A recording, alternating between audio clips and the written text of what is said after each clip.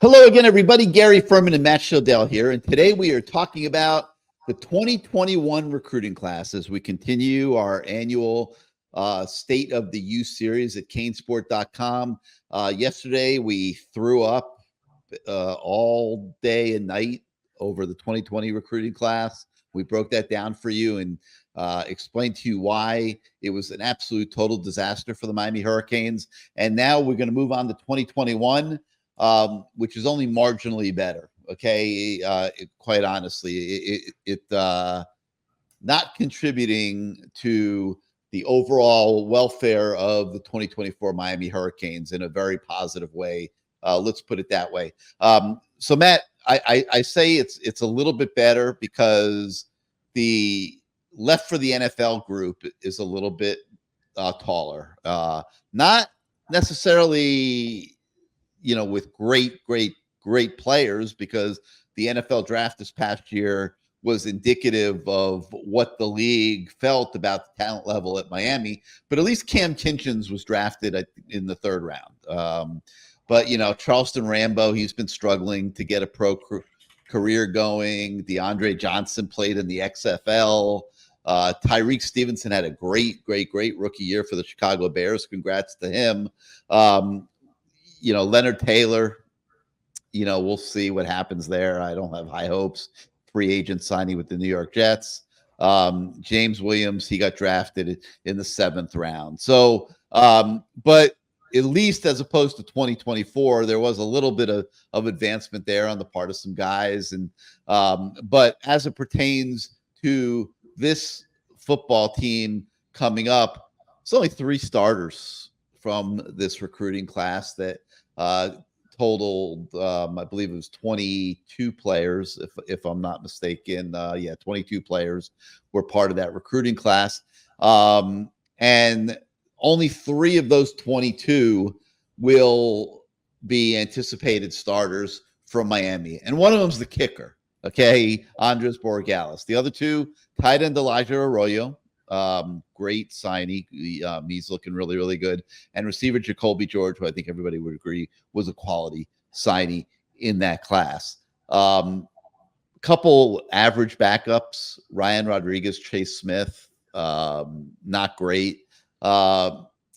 So I mean, Matt, we'll get into a little bit more detail here, but what we are seeing is a continuation of a pattern of just very poor recruiting at Miami under Manny Diaz.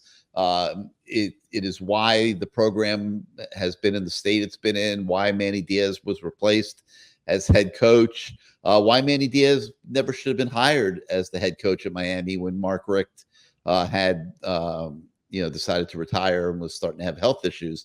That knee-jerk hiring by athletic director Blake James, which cost him his job at Miami. Without a doubt.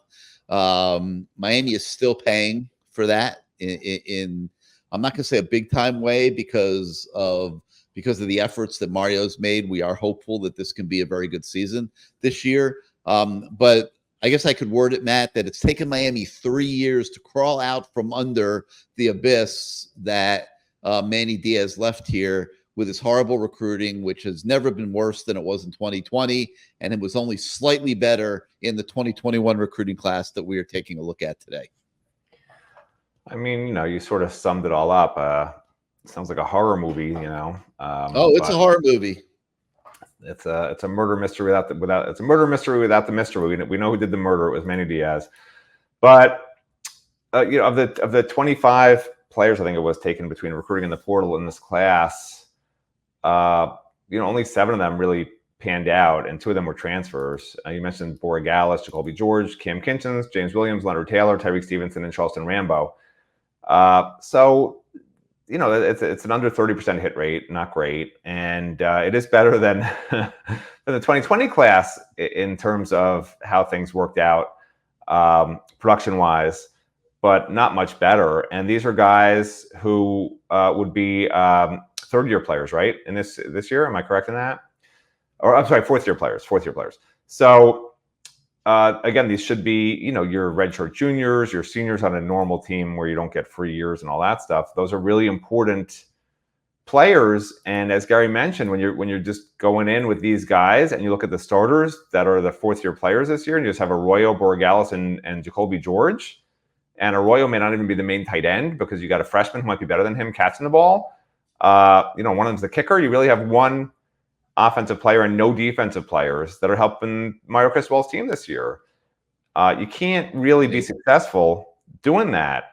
So again, as we go through these patterns, and we'll do the next couple of classes coming up here, but you see these patterns emerging, and these aren't when you look at the nightmare of 2020 and the nightmare on Manny Street of 2021, like this is not abnormal, by the way, for the last 20 years as we've gone through these things. It's not the first time we've seen this. We're not like, what? This is fairly commonplace. 20% hit rates, 25% hit rates, under 30% hit rates, including transfer portal guys. That's pretty commonplace for this Miami Hurricanes program. And as we move forward and do these into the future, and we start looking at Mario Cristobal's guys and how they panned out, you better hope that there's not 15 guys that are transferring out of the program every year. Although there's already a lot of transfers leaving, because I know it's difficult in this modern era to keep guys, but you have to if you want to be a great coach, because you have to recruit them, and then you have to get them in your program, and you have to develop them, and then they have to play for you and contribute for you for 2 or 3 years. That's really the formula for success that you see a lot of these national programs doing. And yeah, they go to the portal for the free agents when they really need them, but you can't need free agents at every single position. Miami needed free agents this year at quarterback, at receiver, at running back, right? And on the offensive line at center. That's pretty much every single position they needed a free agent at on the offense, except for one position, tight end. And more so on defense. And on defense, they took free agents across the board, and they probably needed more, quite honestly. And that is because of the 2020 and 2021 recruiting classes. And you cannot survive like that. And, while Gary will tout that Miami's going to win 10 games this year, 11 games, and I predict 10 wins, if you gave Miami the Florida Gators schedule this year and gave the Florida Gators the Miami schedule this year, you would see this is not a joke, but you would see the DraftKings lines opposite directions. Miami would be 5.5 wins, right? And Florida would be at 9.5 wins, as bad as Florida's been. Not like Miami's been any good either. But I'm gonna just because I'm not sure fans really are as in tune with the Florida schedule, for instance, right? All I see is that Florida's had 3 losing seasons, and they're projected to get 5 or 6 wins this year. But here's their schedule, okay? They play Miami, then they have one gimme game against Samford. Then they play Texas A&M at Mississippi State against UCF. That's actually, believe it or not, one of their easiest games. At Tennessee versus Kentucky, Georgia in Jacksonville, at Texas, against LSU, against Ole Miss, at Florida State. That's the whole schedule. They might win 2 games. They're gonna win. They're gonna win 4 games, probably. Yeah. Right. If you gave Miami that schedule, all right, and Miami's playing Florida in the opener, Samford's a win, Texas A&M probably a win, but you don't know. At Mississippi State, UCF maybe should be a win. At Tennessee, like you would be saying as a Miami fan, you're not thinking you're going to win at Texas. You're not thinking you're going to win necessarily at Florida State. Against Georgia, in Jacksonville, and then these other teams are pretty darn good too. We're here talking about the 2021 recruiting class, but this is the nightmare that the SEC has created for itself. Right. But my point is their greed, the greed of the SEC. They are going to get exactly what they deserve because they have way too many teams in there, and people like the Floridas of the world that don't have great teams right now are gonna suffer. Like they're gonna lose. They're gonna win 4 or 5, maybe 5 if they're lucky games this year with a team like Matt said is not horrendous. They've had better recruiting classes than the Canes 2020 and 2021 classes. Yeah, but that's not my point. My point is Miami has to build their program to the point where they could play Florida's schedule and win 10 games. Like that's the point you need to get to. And right now, Miami's at the point where they play that schedule and they probably win 5 or 6 games. Like that's just the reality. I'm not teams in the country that could play that schedule and survive it. Yeah. Now I don't agree. But obviously, yes, that's the goal. But yes, correct. Because you need to be a national championship team. And guess what, Gary? Miami used to play every top non-conference team. They didn't shy away from anyone. They prided themselves in never saying no to anybody. And yeah, they had to play a lousy Big East schedule, right? But they would play anybody, anywhere, anytime. That was their big thing. So it's scheduled Ball State this year. Yeah, but if you're not going to be able to if you're going to lose to 5 teams in the country out of a 12-game schedule, no matter who they are, or 6 teams in the country out of a 12-game schedule, no matter who they are, your program is not a playoff caliber program. Like, that's the truth, because you got 6 teams that are better than you.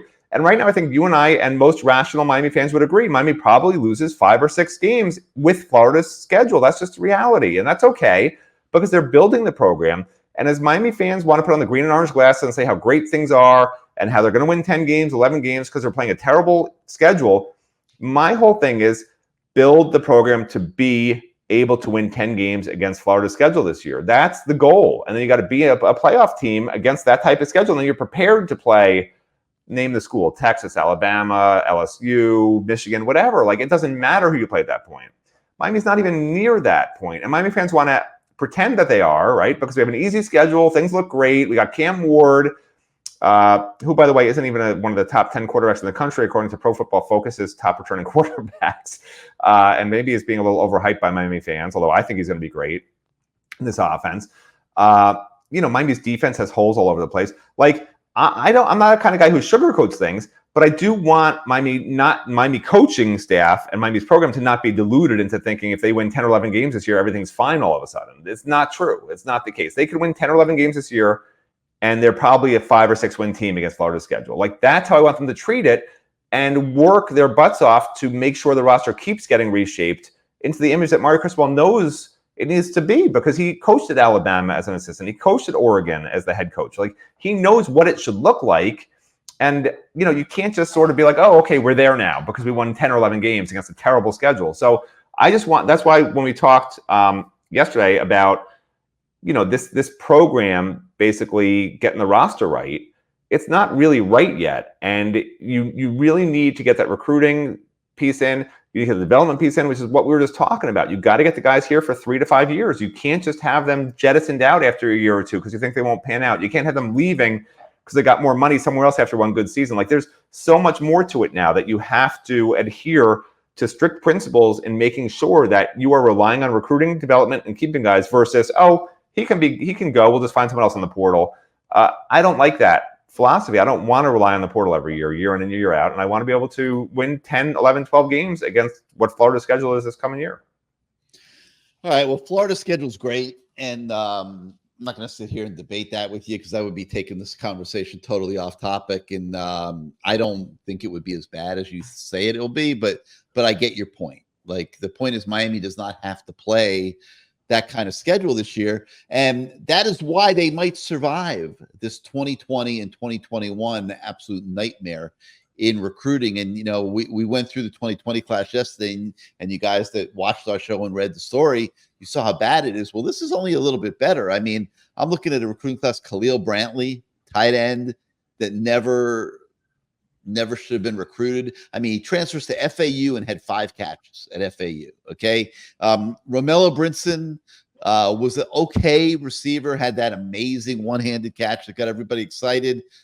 He's not better than the guys they're playing with this year, but he did at least catch 28 passes for SMU last year. He was a serviceable college football player. Running back Cody ended up at Virginia, didn't play. Cornerback Malik Curtis, total disaster, ended up at Mississippi Valley State. These should not been given Miami Hurricane scholarships. I'm sorry.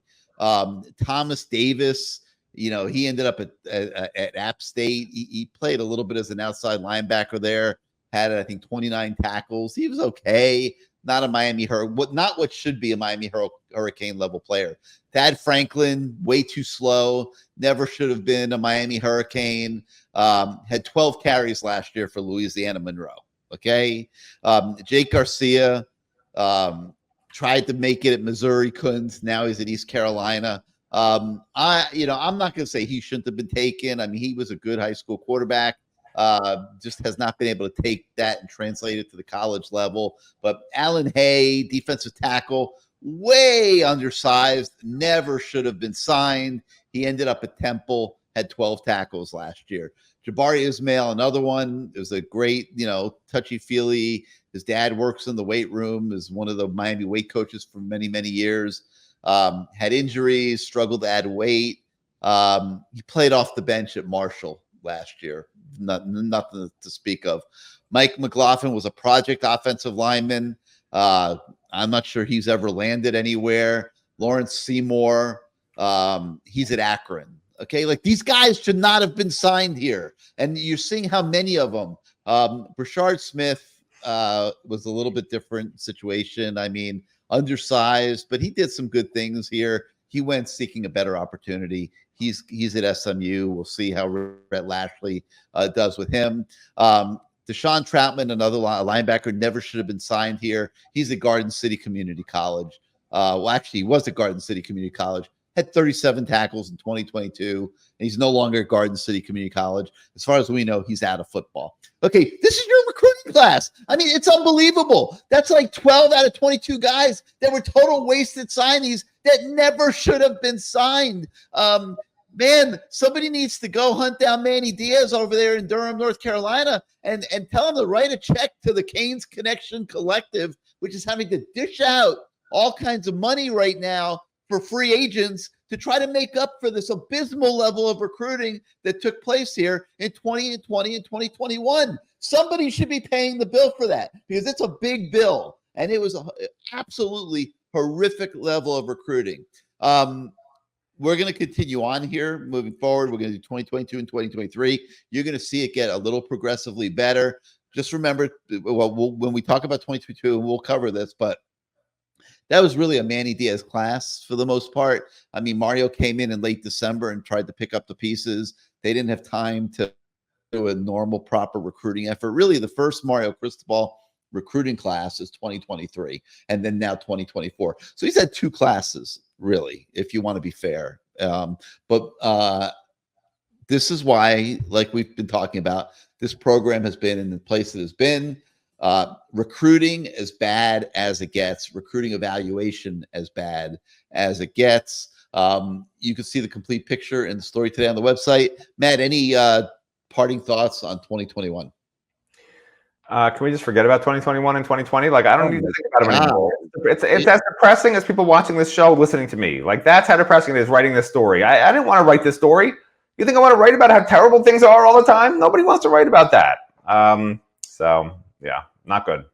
Not good, but it's changing. It's changing. That's the good news. But it's good for you guys out there because it allows you to understand, this is more than just, the Canes losing football games and throwing crap against the wall, in your anger and venting, coming on the message boards and venting and yelling and screaming about how everybody sucks and everything. So, like, there was a reason this all happened. And I think it's good for you to see this right in front of you so that you understand it better. That's what we are trying to accomplish with our State of the U series, helping you guys understand your team better and processing just what the current coaches have been going through in trying to fix all these problems. We thank you so much for joining us for this segment. For Matt Shodell, I'm Gary Ferman, and we'll see you next time, everybody, which will be tomorrow when we do turn the page to 2022.